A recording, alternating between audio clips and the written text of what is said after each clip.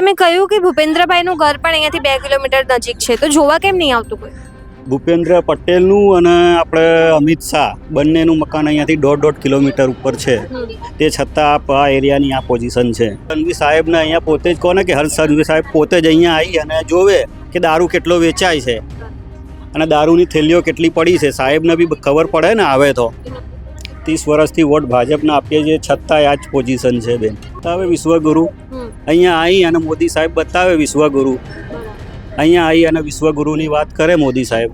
રાજકોટની અંદર જંગલેશ્વર કરીને એક વિસ્તાર છે, ત્યાં કેટલી મોટી ઝૂંપડપટ્ટી હતી, મતલબ કેટલી મોટી સોસાયટી હતી.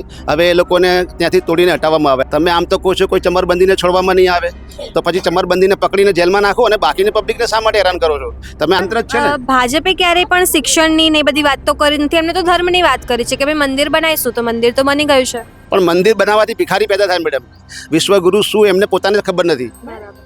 દુનિયામાં કોઈ દેશ એવું પોતાની જાતને કહેતો નથી કે હું વિશ્વગુરુ બની અમારો દેશ બનશે, પણ ભારત જેવો મૂર્ખાઓનો દેશ છે કે જે વિશ્વગુરુ બનાવવા નીકળ્યો છે. કોઈ કોર્પોરેટર જોવા નહીં આયા? કોઈ આવતું નથી અમારે અહીંયા. અમારે હાલવાનો રસ્તો નથી, પીવાનું પાણી નહીં આવતું, ગટર લાઈનો તૂટી ગયું છે. બોલો ત્યાં સુધી વોટ કોને આપે છો તમે? અમે તો આપ્યો છે ભાઈ, મોદીને આપ્યો છે. અને તમે એમ કહો છો કે વોટ કેને આપો છો? આજ સુધી તો વોટ અમે નરેન્દ્ર મોદીને આપ્યો છે, પણ એનું કોઈ જાતની અમારી કોઈ સુવિધા નથી. પહેલી વસ્તુ તો ભૂપેન્દ્રભાઈ કોણ છે અમે ઓળખતા જ નથી. અત્યાર સુધી આ બધી જ બહેનોને પૂછી લ્યો, ભૂપેન્દ્રભાઈને અમે કોઈ જોયા નથી. ખાલી નામ સાંભળ્યું છે ભૂપેન્દ્રભાઈ, પણ ભૂપેન્દ્રભાઈ કોણ છે અમે નથી જોયા. હર્ષ સંઘવીનું નામ સાંભળ્યું છે, એમને ઓળખો છો? ના, અમે કોઈને ઓળખતા જ નથી ને. વોટ આપો, વોટ આપો, રિક્ષામાં ઘરે લેવા આવે, ચલો વોટ આપો, પછી વોટ આપીને પછી જાઓ પોતપોતાના ઘરે. તો વોટ તો તમે ભૂપેન્દ્રભાઈને આપ્યો છે? હે? વોટ તો ભૂપેન્દ્ર પટેલને આપ્યો તમે? ના, નરેન્દ્ર મોદી ના લ્યો. મોદી. હર્ષ સંઘવીનું નામ સાંભળ્યું, ઓળખો એમને? કોઈને નહીં જોયા જ નથી ને. પણ તમે ભૂપેન્દ્ર પટેલને ઓળખો છો? એમનું નામ નહીં ઓળખતા અમે, ખાલી નામ સાંભળ્યું છે ને, ઓળખતા નહીં કોઈ. શું કરે નહીં ખબર ભૂપેન્દ્ર? ના. હર્ષ સંઘવીનું નામ સાંભળ્યું, એમને ઓળખો છો? ના, કોઈને નહીં સાંભળ્યું નહીં મેં. નામ જ નહીં. કોને કે ભાઈ આ પાણી કેવી રીતે પીશું અમે લોકો?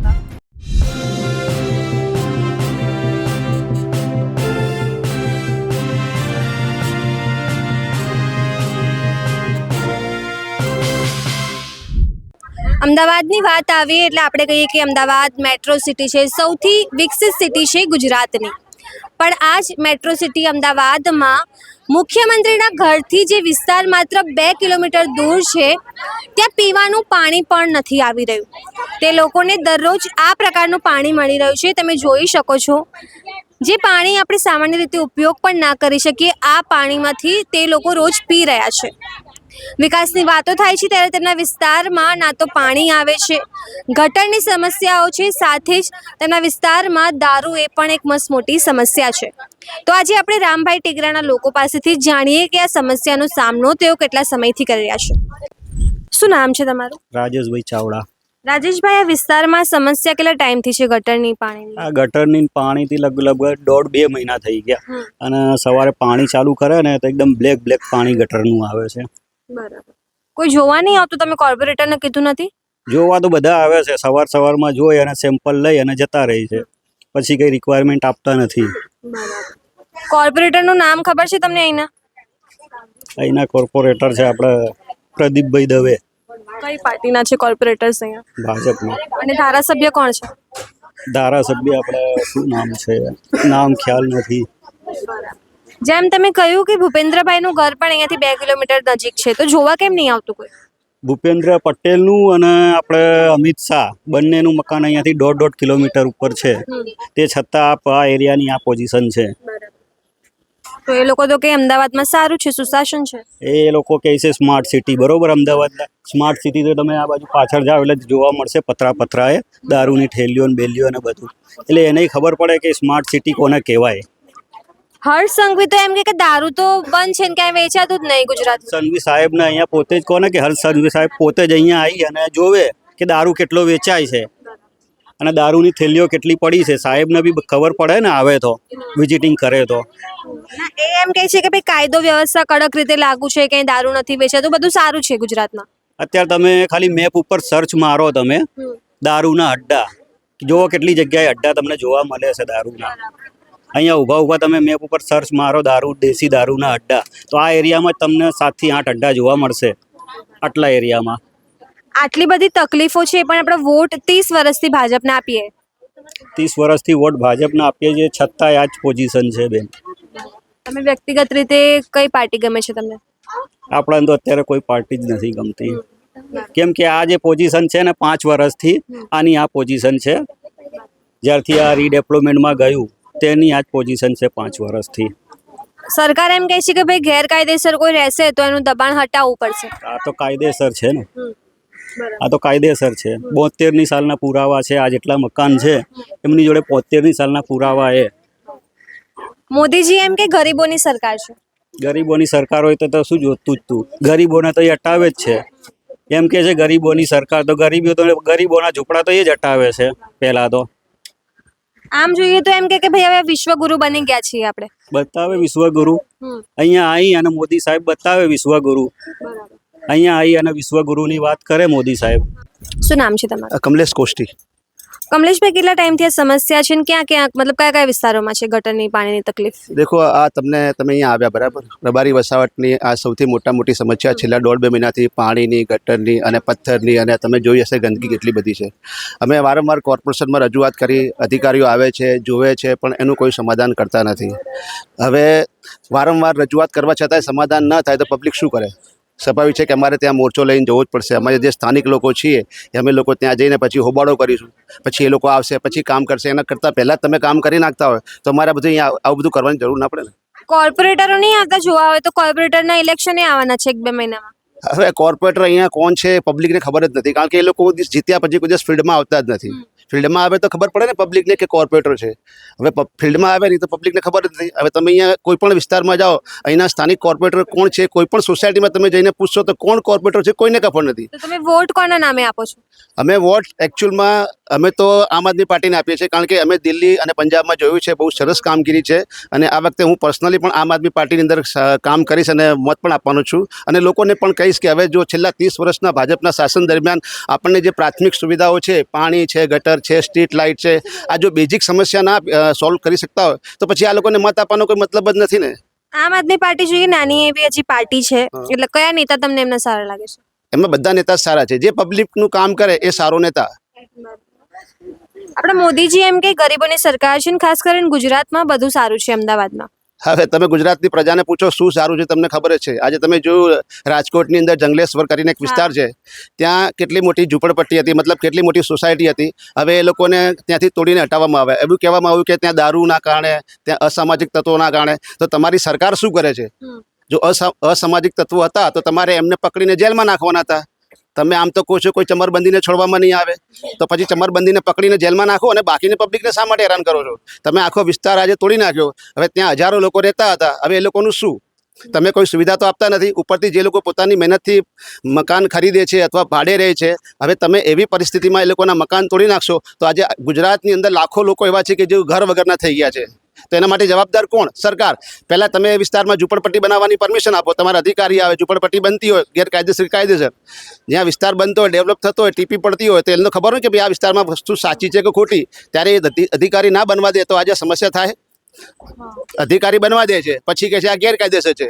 હવે જ્યારે બનવા દે ત્યારે પણ કમિશન લઈ જાય છે અધિકારીઓ, અને બન્યા પછી તોડી નાખે એટલે પબ્લિક હેરાન થાય. આજે તમે જો થલતેજની અંદર એક સોસાયટી હતી, 1980માં એ સોસાયટી બની હતી. લગભગ 2 લાખ રૂપિયામાં એ લોકોએ મકાન લીધા હતા. હવે 40 વર્ષ પછી કે છે એક સોસાયટી ગેરકાયદેસર. તો એના માટે જવાબદાર કોણ? તંત્ર જ છે ને. ભાજપે ક્યારેય પણ શિક્ષણની ને બધી વાત તો કરી નથી. એમને તો ધર્મની વાત કરી છે કે ભાઈ મંદિર બનાવીશું, તો મંદિર તો બની ગયું છે. પણ મંદિર બનાવવાથી ભિખારી પેદા થાય મેડમ. અને શાળા અને સ્કૂલ શાળા બનાવવાથી જ વિદ્યાર્થીઓ ભણશે, આગળ જશે તો સાયન્ટિસ્ટ બનશે, ડૉક્ટર બનશે, એન્જિનિયર બનશે, જેથી આપણા ભારતનું ભવિષ્ય બનશે. અને ખાલી મોટી વાતો કરે છે વિશ્વગુરુ બનાવવાની. વિશ્વગુરુ શું એમને પોતાને ખબર નથી. દુનિયામાં કોઈ દેશ એવું પોતાની જાતને કહેતો નથી કે હું વિશ્વગુરુ અમારો દેશ બનશે. પણ ભારત જેવો મૂર્ખાઓનો દેશ છે કે જે વિશ્વગુરુ બનાવવા નીકળ્યો છે. તમે સમજી શકો છો વિશ્વગુરુ એટલે શું? તમે મને કહો મેડમ. એમને પૂછો કે વિશ્વગુરુ એટલે શું, એમને જ ખબર નથી. એટલે આ બધી ખાલી મોટી વાતો છે, પબ્લિકને ભ્રમિત કરવાની વાતો છે ને વોટો લેવાની વાત છે. બસ આ લોકો પાસે એક જ ઇસ્યુ છે, હિન્દુ મુસલમાન, બીજો કોઈ વિષય જ નથી. પબ્લિકના કામ કરવા નથી અને ચીટિંગ કરીને સરકાર બનાવી છે. क्यों आए हो आप इधर और क्या प्रॉब्लम है? पानी का प्रॉब्लम है। हाँ तो कोई आया नहीं क्या कॉर्पोरेटर देखने का? नहीं नहीं आया। अच्छा, इसलिए आप इधर आए हो। તમે શું કહેવા માંગો છો, કેમ આવ્યા છો? અમે અહીંયા પાણી અમારે બહુ ગંધારું આવે છે. આજ અઠવાડિયું થઈ ગયું બરોબર, એકદમ સે ખરાબ પાણી આવે છે. અમે ક્યાં ભરવા જાય પીવાનું પાણી? કોઈ કોર્પોરેટર જોવા નહીં આવ્યા? કોઈ આવતું નથી અમારે અહીંયા. અમારે હાલવાનો રસ્તો નથી, પીવાનું પાણી નહીં આવતું, ગટર લાઈનું તૂટી ગયું છે. બોલો તો અમે ક્યાં જાય હવે પાણી ભરવા? અમે ડોલું લઈને ઘરે ઘરે અંદર ફરી છે, બધાને ગંધારું પાણી આવે છે, કોઈને ચોખ્ખું નહીં આવતું. અમે ઠેર રોડ ઉપર જાય છે ડોલું પાણી ભરવા. જેમ કહું કોર્પોરેશનનું ઇલેક્શન આવશે, કોર્પોરેટર આવશે, કહેશો તમે એમને આ બધી તકલીફો? હા આવશે તો કેસી આવવું તો જોઈએ ને. આવે તો અમે કહે ને કે અમને આ તકલીફ છે, નો આવે તો અમે કહે ને કે તકલીફ છે. અમને તકલીફ હતી તો અમે અહીંયા આવ્યા. બરોબર, કઈ પાર્ટી ગમે તમને? ભાજપ, કોંગ્રેસ, આમ આદમી? કામ કરે એ પાર્ટી ગમે, નો કામ કરે નો ગમે. અત્યાર સુધી વોટ કોને આપ્યો છે તમે? અમે તો આપ્યો છે ભાઈ, મોદીને આપ્યો છે. મોદી જોવા નહીં આવતા? ના, મોદી જોવાનું છે. મોદી સાહેબ એમ કહે છે ગુજરાતમાં બધું સારું છે, અમદાવાદમાં બધું સારું છે. સારું છે, ફ્લેટો બનાવે છે ઈ સારું, પણ અમારે ગરીબ માણસને તો નથી સારું ને. તમે શું કહેવા માંગો છો બેન? હું તો એ કહેવા માંગુ છું, અમારે પાણીની નાની એવી સમસ્યા છે, એ પૂરી નથી થતી તો બીજી મોટી સમસ્યા કેવી રીતે પૂરી થાય? બરાબર. અને તમે એમ કહો છો કે વોટ કેને આપો છો, આજ સુધી તો વોટ અમે નરેન્દ્ર મોદીને આપ્યો, પણ એનું કોઈ જાતની અમારી કોઈ સુવિધા નથી. તમે જોયું ને અમારી આ ચાલવાનો રસ્તો ને ગટર લાઈનનું પાણી અમારા પીવામાં આવે છે. બરાબર. અમે કેવી રીતે ચલાવીએ કયો? અમારે અહીંયા આગળ હરેક પબ્લિક બીમાર છે, નાનાથી મોટા સુધી હરેક પબ્લિક બીમાર છે. ઘરે ઘરે ગંદુ પાણી આવે છે, સવારથી લગાવીને સાંજ સુધી લાઇટું કપાઈ જાય, એટલે અમારે કેવી રીતે રહેવાનું કયો? ભૂપેન્દ્રભાઈ નું ઘર તમારા ત્યાંથી 2 કિલોમીટર દૂર છે કે અમદાવાદમાં બધું સારું છે? પેલી વસ્તુ તો ભૂપેન્દ્રભાઈ કોણ છે અમે ઓળખતા જ નથી. અત્યાર સુધી આ બધી જ બહેનોને પૂછી લ્યો, ભૂપેન્દ્રભાઈ ને અમે કોઈ જોયા નથી. ખાલી નામ સાંભળ્યું છે ભૂપેન્દ્રભાઈ, પણ ભૂપેન્દ્રભાઈ કોણ છે અમે નથી જોયા. ભૂપેન્દ્ર પટેલ ઓળખતા જ નથી? ના, અમે નથી ઓળખતા. આમ બેન ને પૂછો, કોઈ ઓળખે છે? આટલી પબ્લિક આવી છે, એમાં કોઈ ભૂપેન્દ્રભાઈ ને નથી ઓળખતા. કે વિચાર કરો કે અમારી આટલી નાની પ્રોબ્લેમ સોલ્વ નથી થતી. પાણી એવી એટલે નાની પ્રોબ્લેમ કે આજ અઠવાડિયાથી અમે બધી બહેનો ડોલો લઈને જાય છે, તો એ નાની એવી પ્રોબ્લેમ સોલ્વ નથી થતી, તો મોટી પ્રોબ્લેમ ક્યારે સોલ્વ થશે અમારી? હર્ષ સંઘવીનું નામ સાંભળ્યું છે, એમને ઓળખો છો? ના, અમે કોઈને ઓળખતા જ નથી ને. આજ સુધી કોઈ અમારે અહીંયા જ્યાં લગી મતની જરૂર હોય ત્યાં લગી બધા આવે, તે પછી કોઈ નથી આવતું. પણ એ એમ કે ભાઈ બહેનોના ખાતામાં તો પૈસા આવે છે ને બધું. ના, અત્યાર સુધી અમારે ખાતામાં તો કોઈ દી 1 રૂપિયો નથી આવ્યો. અને રાશન કાર્ડમાં જે અનાજ મફત આપે છે નરેન્દ્ર મોદીની તરફથી અનાજ આપે છે, પણ એ અનાજ એકદમ જાનવર ના ખાય ને એવું અનાજ આવે છે. અંદર ઈયળું જીન આમ સડે ગયેલું અનાજ, અંદરથી ઘઉં ચોખા લઈને એમાં નકરો પાવડર આવે છે, એમાં જીવડા મોટા મોટા ઈયળું બધો જ આવે છે. હવે તમે વિચાર કરો કે અનાજ માણસને ખાવા લાયક છે? તમે શું કહેવા માંગો છો? શું ગટરનું પાણી ખરાબ આવે છે અને બધા આજા માદા ઘરવાળો અપંગ છે, ભરવા ક્યાં જઈએ? બધા ઘરના બધા માદા છે, ચાલીવાળા બધા હેરાન છે. વોટ આપો, રિક્ષામાં ઘરે લેવા આવે, ચલો વોટ આપો, પછી વોટ આપીને પછી જાઓ પોતપોતાના ઘરે. કોઈ રાહત નહીં, અનાજની નહીં, પૈસાની નહીં, ખાતા બાતા કોઈની રાહત નહીં. ઘરમાં ખાવાના પાપા થઈ ગયા. દુકાનવાળો છે ને અડધું કાપીને આપે છે, પૂરો અનાજ બી અમને નથી મળતું. 35 કિલો અને એ લોકોની એવી બધી છે ને કે અમે ક્યાંય કમ્પ્લેન કરીને તોય કોઈ અમારું એનું સાંભળતા નથી. કોઈ આવતું જ નથી. મોદી સાહેબ એમ કહે છે કે બધી મારી સગી બહેનો છે. મને તો લાગતું નથી. અગર સગી બહેનો હોય તો આવી રીતે લેડીઝોને કે કોઈને પરેશાની ના હોય. પછી તું કોણ ને હું કોણ? અગર બે લેડીઝો એની બહેનો છે ને તો આ લોકો લેડીઝોના એ પ્રોબ્લેમ હોય. આજે અમારે રહેવા મકાન નથી. તમે વિચાર કરો કે અમારે એ બાજુ વિસ્તારમાં બધાય મકાન પડી ગયા છે. બરાબર. એમ કે છે કે ભાઈ દબાણ હોય તો હટાવવું પડે. હા, એ વાત સાચી છે, દબાણ હોય તો હટાવવું પડે, પણ જે મકાન છે એને તો વ્યવસ્થા હોવી જોઈએ ને. અત્યારે અમારા મકાન ઉભા છે, બરાબર, તોય અમને કોઈ વ્યવસ્થા નથી મળતી. તમે કહો છો વોટ લેવા આવે તો કઈ પૈસા ચવાણું એવું આપે ખરા? નહીં, 1 રૂપિયાની રાહત નહીં, કાંઈ નહીં, ખાલી રિક્ષામાં લઈ જાય. જતી વખતે લે, આતી વખત ચાલતા આવો બસ. વોટ આવી ગયો એટલે પતિ કે મતલબ નીકળ ગए, પહેચાનતે નહીં, એવું કરે છે. હા, ભૂપેન્દ્રભાઈ તો એમ કે છે કે બધી મારી બહેનો છે, બધા ખુશ છે. નથી, પોતાનો ભાઈ નથી ને ક્યાંથી ભાઈ થઈ ગયો?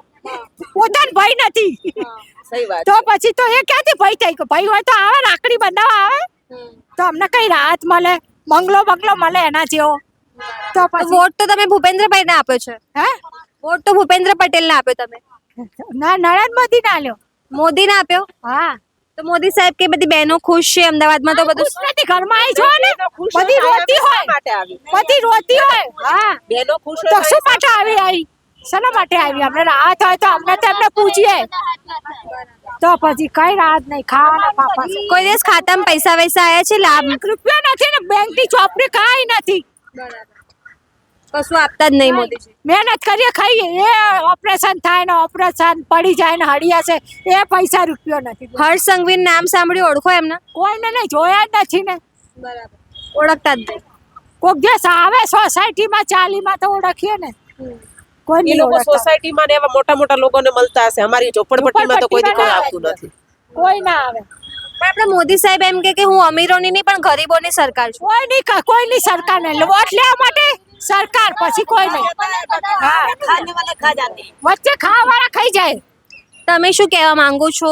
કેમ આયા છો અહીંયા? શું પ્રોબ્લેમ છે? અમાર પાણી ગંદુ આવે છે ને ગટરનું પાણી આવે છે એ પીવાનું આવે છે તો પીવા માટે થોડી માંદા પડવાના છે. અને માટલે તમે આ બાટલી આ જો કે કેવું આવે છે તમે. આ પાણી તો પીવા માટે નહીં, નાહવા માટે બી લાઈક નોર્મલ યુઝ માટે બી ના ચાલી શકે એવું કશું છે. ચાલે એવું નથી.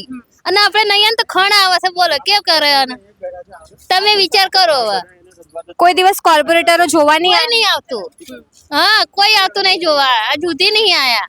અને રસ્તા હેડવાનું એ નહીં, બોલો. અને વરસાદ પડે તો કશું જગ્યાએ નહીં કે આપણે આવી રીતે જવાય એવું છે રસ્તો. બરાબર. બધું પણ થોડી કોઈ તમે બધું ભૂપેન્દ્ર પટેલ નું ઓળખો છો? એમનું નામ કોઈને નહીં ઓળખતા મેં. ખાલી નામ સાંભળ્યું છે ને ઓળખતા નહીં કોઈને. શું કરે નહીં ખબર ભૂપેન્દ્ર પટેલ. ના હર્ષ સંઘવીનું નામ સાંભળ્યું, એમનું ઓળખો છો? ના કોઈને નહીં સાંભળ્યું નહીં મેં. નામ જ નહીં. ના બરાબર. મોદીજી એમ કે ગરીબોની સરકાર છે. અમને કે મોદી ભલે સરકાર અમને કશું કરે તો સરકાર કહીએ ને. આપણે જે કોમ કરી ના લે ને અમને બધા કહીએ કે આ બધા સારા છે. એટલે મોદીજી કોઈ દિવસ જોવા જ નહીં અને આવ્યા. કોઈ નહીં આવતું. અમારી એ બાજુ કોઈ આવતું નહીં ઝોપડપટ્ટીમાં. ભૂપેન્દ્રભાઈ એમ કે અમદાવાદમાં બધું સારું છે, સુશાસન છે, બધા ખુશ છે, કોઈ તકલીફ જ નહીં. ના કશું નહીં. તમે આઈને જોઈ તો જાઓ. કશું છે નહીં. આવા જવા રસ્તો નહીં કે અમે જઈએ. તમે કોને કે ભાઈ આ પાણી કેવી રીતે પીશું અમે લોકો? તમે આ પાણી કેવી રીતે પીવાના? ગંદુ પાણી છે, બોલો. આવે ગંધ મારે છે પાણી. તમે એ બાજુ આવીને જોઈ જાઓ તો કેવું લાગે છે કે આ બધા કેવી રીતે રહેતા હશે. તો અને મચ્છરા કરીને પછી છોકરા બધા માંદા ના પડે તો આપણે પાણી ભરવા જઈએ કે શું કરીએ? વોટ તો તોય તમે મોદીને જ આપો ને. હા, નોટ તો મોટી ના આલે છે ને. કરવા માટે કોઈ છે નહીં ને એ વખતે. તો જેમ તમે સાંભળ્યું, મહિનાઓ વીતી ગયા છે છતાં લોકોને પીવાનું શુદ્ધ પાણી પણ નથી મળી રહ્યું. આ છે કહેવાતી મેટ્રો સિટી અમદાવાદની વાસ્તવિકતા. તમે આ વિશે શું વિચારો છો? કમેન્ટ કરીને જણાવો. અત્યાર માટે બસ આટલું જ. અમદાવાદથી સહયોગી નિશા સાથે હું નિરાલી.